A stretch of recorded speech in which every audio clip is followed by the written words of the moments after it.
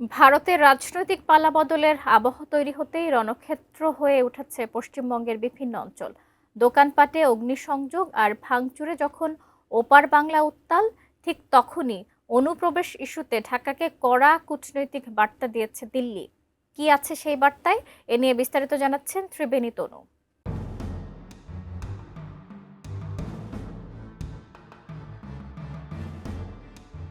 বিধানসভা নির্বাচনে বিজেপি জয়ের মাধ্যমে পশ্চিমবঙ্গের রাজনীতিতে পরিবর্তন এসেছে। টানা ১৫ বছর তৃণমূল কংগ্রেস ক্ষমতায় থাকার পর প্রথমবারের মতো ভারতীয় জনতা পার্টি নিরঙ্কুশ সংখ্যাগরিষ্ঠতা নিয়ে পশ্চিমবঙ্গে সরকার গঠন করেছে।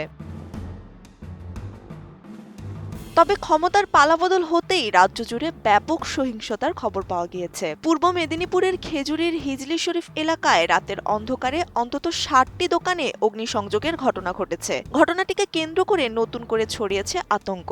তৃণমূল কংগ্রেসের দাবি, বিজেপি ক্ষমতায় আসার পর থেকেই রাজ্যের বিভিন্ন প্রান্তে এমন সহিংসতা আর ভাঙচুর এখন নিত্যদিনের চিত্র। ভারতীয় সংবাদ মাধ্যম নিউজ বাংলা জানায়, তৃণমূল কংগ্রেসের সর্বভারতীয় সাধারণ সম্পাদক অভিষেক বন্দ্যোপাধ্যায় এই হামলার জন্য সরাসরি বিজেপিকে দায়ী করছেন। সামাজিক যোগাযোগ মাধ্যমে দেওয়া এক বার্তায় তিনি একে ঘৃণা ও ভয়ের রাজনীতি বলে আখ্যা দিয়েছেন। তার দাবি, এই সহিংসতার মাধ্যমে সাধারণ মানুষের রুটি রুজি কেড়ে নেওয়া হচ্ছে। যদিও বিজেপি এই অভিযোগ অস্বীকার করে বলেছে, এটি রাজনৈতিক ফায়দা নেওয়ার অপচেষ্টা মাত্র।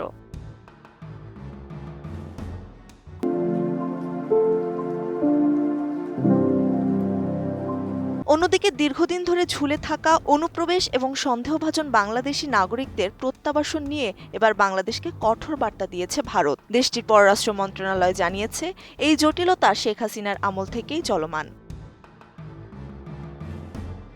কূটনৈতিক সূত্র বলছে, বর্তমানে প্রায় ২,৮৬২টি নাগরিকত্ব যাচাই সংক্রান্ত মামলা অমীমাংসিত পড়ে আছে। অনেক ক্ষেত্রে ৫ বছর পেরিয়ে গেলেও মেলেনি কোনো উত্তর। ভারতের পররাষ্ট্র মন্ত্রণালয়ের মুখপাত্র রণধীর জয়সওয়াল স্পষ্ট করেছেন, অবৈধভাবে বসবাসকারীদের ফেরত পাঠানোর বিষয়টি এখন দিল্লির জন্য মূল ইস্যু।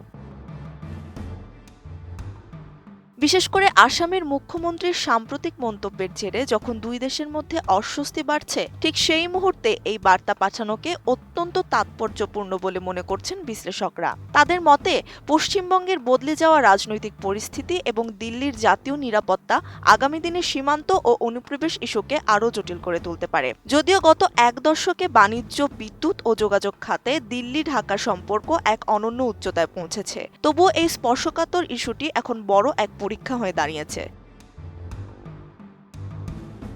মেদিনীপুরের পুড়ে যাওয়া দোকানগুলোর ধ্বংসস্তূপ আতঙ্কিত সাধারণ মানুষ আর দিল্লির প্রশাসনিক চাপ দুয়ে মিলে দক্ষিণ এশিয়ার ভূরাজনীতি এখন বেশ অস্থির। এই পরিস্থিতিতে ঢাকা কিভাবে কূটনৈতিক ভারসাম্য বজায় রাখে এবং দিল্লিকে সাথে নিয়ে আলোচনার মাধ্যমে সংকটের সমাধান খোঁজে, এখন সেটাই দেখার বিষয়।